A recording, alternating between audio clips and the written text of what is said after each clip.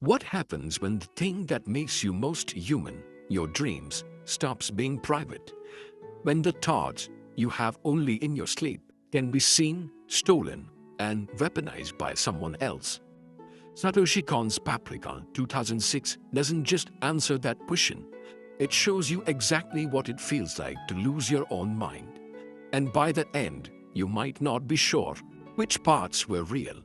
In a world not far from ours, a device called DC Mini has been invented. It allows therapists to enter and record the dreams of their patients, a medical breakthrough, a door into the human subconscious, and the woman leading its development is Dr. Atsuko Chiba. Atsuko is brilliant, controlled, emotionally distant, but when she uses DC Mini to enter the dream world, she doesn't go in as Atsuko, she goes in as Paprika. Paprika is everything Atsuko is not. Paprika is confident, where Atsuko is guarded, free, where Atsuko is proud. She's the person Atsuko would be if she stopped hiding from herself. And right there, Paprika's first appearance, you get the first warning. The Paprika talks to Konakawa. She sounds like she's been alive for centuries.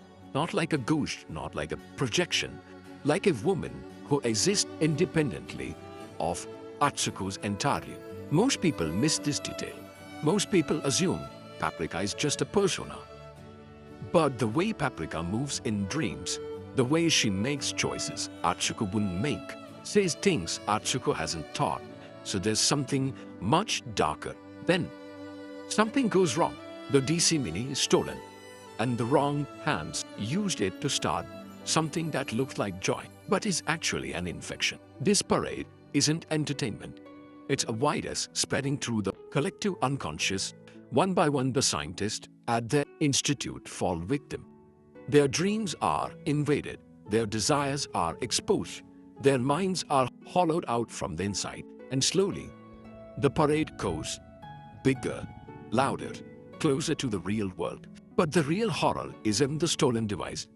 It's what happened when Atsuko looks in the mirror and Paprika stares back at her while she's awake. Paprika isn't just appearing in dreams anymore. She's appearing in reflections, in reality, in the one place she shouldn't exist. And the villain isn't who you think. Dr. Morio Osani, one of the institute's own researchers, pursues Paprika with an intensity that feels wrong, too personal, too obsessive. He confesses love for Atsuko, and then he does something that reveals this movie has been lying to you. He doesn't kill a dream detective. He finds the real woman inside her, and he peels her out. But here's what this movie is actually about. It's not about the stolen device. It's not about the science fiction. It's about the woman who spends her entire life pretending she was one person when she was two all along. Paprika tells Atsuko, maybe you are part of me. Think about that, not the other way around. Maybe Atsuko isn't the real person. Maybe Atsuko is the mask and Paprika is who she really is. Then reality breaks completely. The dream parade floods Tokyo. Giant toys marches down highways. The city itself becomes a dream. People on the streets are dreaming with their open eyes. The wall between awake and sleep is gone. And Konakawa does the thing that changes everything. He kills Morio inside his own dream, and Morio dies in the real world. Not metaphorically, not symbolically, but literally.